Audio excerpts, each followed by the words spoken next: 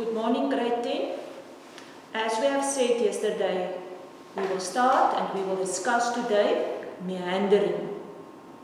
Meandering, as we always said in class for the man on the street, they will talk about a river is winding. But we are geographers. We say a river is meandering. A meander forms sometimes bends. And this bend has an outer bank and it also has an inner bank. So this one is the inner bank and this one is the outer bank. At the outer bank, the river has more velocity. And in the inner bank, a river flows slower. It's very important that you remember it. Here we say it is faster and here we say it is slower.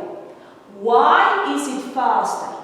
Because there is more momentum and the water can overcome friction.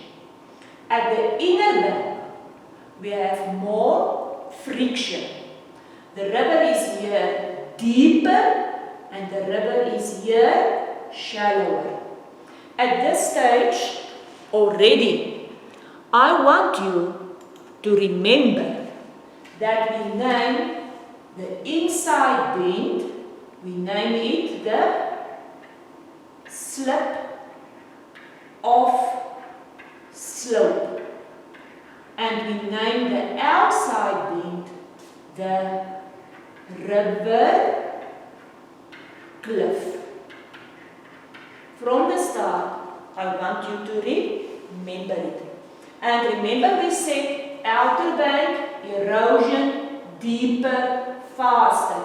Inner bank, deposition, slower, shallower. As a meander forms, the bend will enlarge. As you can see on the second sketch. And we say that the neck narrows. Erosion continue until the river follows the shortcut. As you can see in the sketch, the river does not flow anymore the long way around the bend, but it follows the shortcut and the bend is cut off. It forms a temporary island here and we name this part which is cut off an Oxbow Lake. As follows, I'm quickly going to show you a video where the explanation of meandering is very clear. Hello everyone, in this video we're going to be looking at two river features. These features form in the mid to lower part of the river, and we're going to be looking at a meander and an oxbow lake.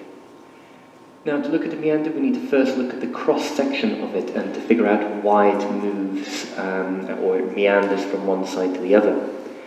Now, the reason why this occurs is because no river is evenly shaped. It's got an irregular pattern. And as you can see, you've got a section over here that we've named the Fallweg, and you've got another section on the right-hand side. Now, the deeper the water, the less contact it has with the sides, the less friction this therefore generates, the higher the velocity, and therefore the more erosion is going to occur. This occurs in the deeper part of the river. That's the part that we've labelled the Fallweg. In the shallow part of the river, however, the opposite applies. There is more friction, therefore there is deposition.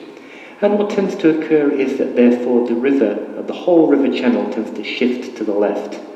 It tends to shift in the direction of the deepest part of the river, or it shifts towards the part, or towards the bank, which has been subjected to erosion. Now, Grade 10s, please take note that we don't talk about the tallway. But at this stage, see that the deeper the river, away from the riverbed, erosion is most. And where the river is shallower and near to the side of the river, deposition is most because the speed is the slowest. Bank, which has been subjected to erosion. Now, if we look at this and how this looks like from a top-down view, we can see that we've got a river channel over here, and I'm going to label in the Falwick that moves side to side. Now, on the outer part of the Falwick, the parts that I'm putting a red asterisk on, these are the parts that exhibit erosion. And with the green asterisk, these are parts that have deposition. So eventually, as you can see in diagram number 2, what happens is that the river channel moves, it meanders, and it always moves to the part that it's eroding. Therefore, it's going to move left for the erosional part at the top, and in the middle it's going to move right, and it's going to move left again. And you can see from diagram number 2 that it's taken, or how it's diverged from the previous shape. Now, eventually this meandering channel will meander even further, as we can see in diagram number 3. And what occurs over here is that the meanders become so tight that they come very close to each other. And what can occur is that the neck can potentially be breached. That's that narrow part, as you can see that I've labelled, during maybe a flood or something like that. And after it becomes breached, water wants to take the easiest passage, and it starts to deposit silt, okay, in the neck. And you can see in the last diagram what then occurs is that eventually this neck, or this big meander, will become separated, and that is that feature that's called an oxbow lake. You can see in the final diagram.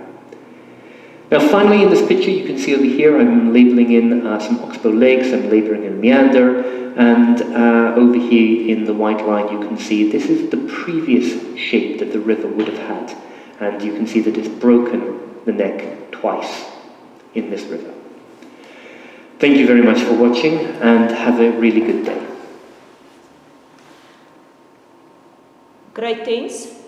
Your homework for today is that I want you to write in your books the heading Meandering. Then I expect from you to draw the sketches or paste it in your book, and then you label it completely with the different labels. Thank you.